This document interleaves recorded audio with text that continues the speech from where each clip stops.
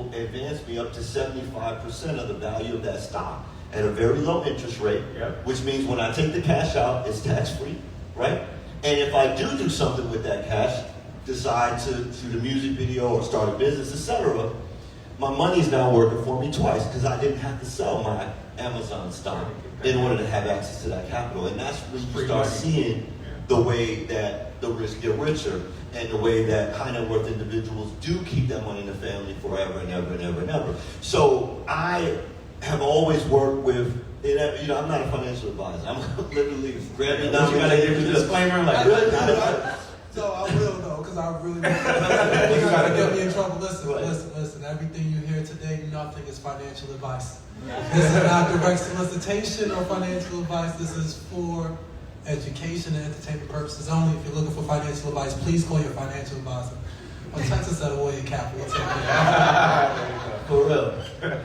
Yeah. So I think once I was able to change that mindset and say, hey, look, if I wish. And real quick caveat too, just for people, you're essentially breaking down the mechanics of short-term versus long-term investing for people who look at that too. Yeah. I mean, listen, when you buy a stock and sell a stock, you got to pay taxes on it. Right. Short-term capital gains, long-term capital gains. Yeah, for sure. If you never sell, there's never a tax event. So if you accumulate, right, you have liquidity based on the fact that your assets become collateral. Right. So of course you're credit worthy. You got however many shares of XYZ company, which is why I want the best companies, right? I don't want super speculative companies. Yeah, so they have ways to track. I'm just trying to add things that people can pick up on as you're talking. For real. Yeah, and so I think really for me it's just about if I didn't have someone who just wanted to actually teach and hold me accountable, so I took the information and applied it and put it into practice, I would not be in the financial position that I'm in today.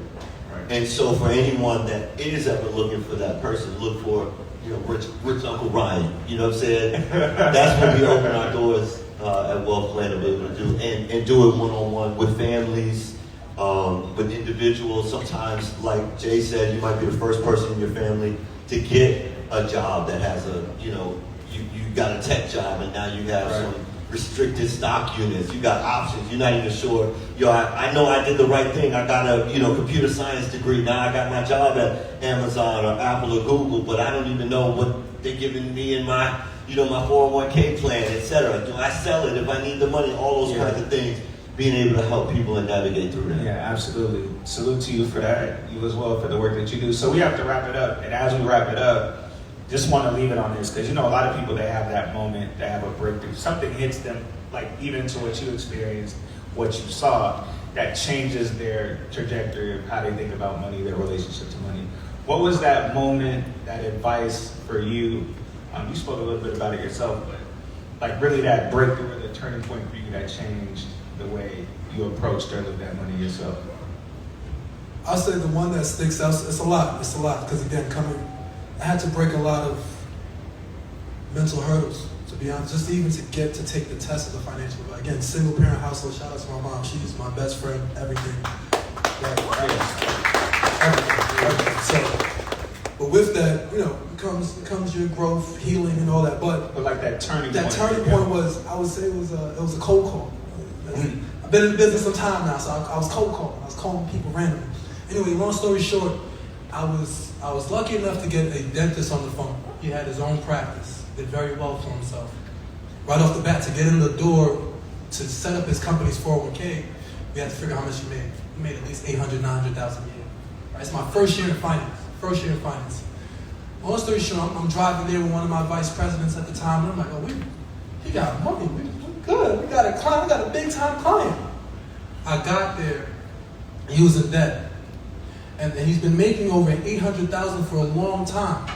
But again, where he came from, Hispanic gentleman, he had his whole family on his back, literally generations on generations.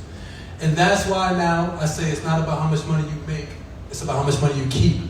Because he made $800,000, but he was spending like $850. So does it really matter? So to answer your question, that was a big slap in the face. It was a big lesson. it helped me change my practice and how I live my life. And, you know, again, ultimately, you know, Absolutely. it started to take us to the next level and really push me to make sure that we understand, again, it's the basics. Always just make sure you have more coming in that's going out and all that complex stuff that we do, because, you know, again, they make finance sound super complex. Cool story, but it's not. The basics will get you there, Yep. and the rest is history. Absolutely. And just because you shared yours, one piece of advice or something you want to leave people with before we jump out. I would just say that capital is not just money in the bank, it's also social capital. You know, our favorite thing was cultural capital becoming more valuable than a dollar. Yeah, for Yeah. sure. Yeah. And so, listen, it's for me, it's about each one, teach one, and paying it forward. So when you do have the ability to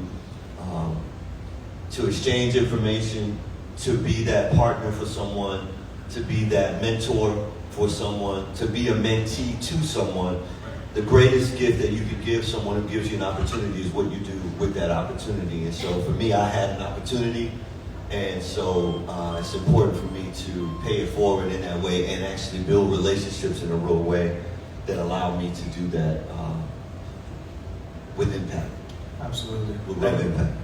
Give it up for Ryan and Jordan, please. Thank you so much, brothers.